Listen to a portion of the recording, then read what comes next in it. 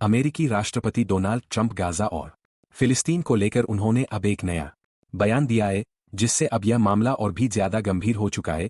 जी हां, हाल ही में ट्रंप ने गाजा को नियंत्रण में लेने की इच्छा जताई थी, साथ ही फिलिस्तीन को सपने भी दिखाए थे कि वे वहां विकास करेंगे और लोगों को आधुनिक सुविधाओं से लैस करेंगे। लेकिन जब ट्रंप के इस बयान की दुनिया भर में किरकिरी हो गई तो उन्होंने एक नया बयान देकर अमेरिका की मंशा को जाहिर कर दिया। अपने इस नए बयान में डोनाल्ड ट्रंप ने कहा कि लड़ाई के अंत में गाजा पट्टी को इसराइल द्वारा संयुक्त राज्य अमेरिका को सौंप दिया जाएगा। ट्रंप ने अपने बयान में कहा कि चक उमर की तरह फिलिस्तीनी लोग भी इसमें पहले से ही अधिक सुरक्षित और सुंदर समुदाय में बस चुके होंगे, जहां उनके पास नए और आधुनिक घर होंगे। उन्हें वास्तव में खुश, सुरक्षित और स्वतंत्र होने का मौका मिलेगा। अमेरिका दुनिया भर की बेहतरीन विकास टीमों के साथ मिलकर धीरे धीरे और सावधानी से निर्माण शुरू करेगा, जो पृथ्वी पर अपनी तरह का सबसे बड़ा और सबसे शानदार विकास बन जाएगा। किसी अमेरिकी सैनिक की जरूरत नहीं होगी, क्षेत्र में स्थिरता होगी। डोनाल्ड ट्रंप ने यह पूरी बात गाजा पट्टी को लेकर कही है। ट्रंप ने अपनी इन बातों से अब इसराइल को भी बड़ा झटका दिया है। माना जा रहा है कि इसराइल लंबे समय से गाजा पट्टी पर कब्जा करना चाहता था। इसराइल की ओर से भी नेतन्याहू ग्रेटर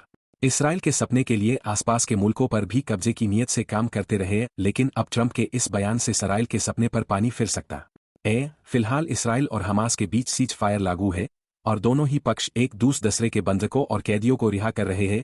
ट्रंप के इस बयान के बाद कहा जा रहा है कि अमेरिका के इरादे ठीक नहीं है। ट्रंप गाजा पट्टी से ईरान जैसे देश पर जहां नजर रखना चाहते हैं, तो दूसरी ओर गाजा पट्टी और मिस्र से सटी स्वेज नहर पर भी कब्जा जमा सकते हैं।